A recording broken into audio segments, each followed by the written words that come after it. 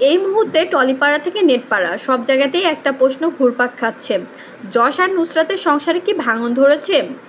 সম্প্রতি তাদের ছবি আড়ি মুক্তি পেলেও বাস্তবে তাদের সম্পর্কে যেন আড়ি এসে গিয়েছে। সবকিছু ঠিকঠাকই চলছিল, হঠাৎ নেটিজেনদের চোখে পড়ে এক অদ্ভুত ঘটনা। যশ ও নুসরাত নাকি একে অপরকে ইনস্টাগ্রাম থেকে আনফলো করে দিয়েছেন। তারা আলাদা আলাদা জায়গায় ছুটি কাটাচ্ছেন, কোথাও একসাথে দেখা নেই। এসব ঘটনা থেকে জল্পনা শুরু, যশের নাকি তার পুরনো এক সম্পর্কের প্রতি টান এখনও রয়ে গেছে, আর সেটাই নুসরাতের সঙ্গে দূরত্বের কারণ। তবে আশ্চর্যের বিষয়, ঠিক এই সময়ে তাদের ছবি আড়ি মুক্তি পেল। তাদের অন স্ক্রিন রসায়ন এখনও আগের মতোই প্রাণবন্ত, প্রচারেও তারা একসঙ্গে, একদম পেশাদার স্টাইলে।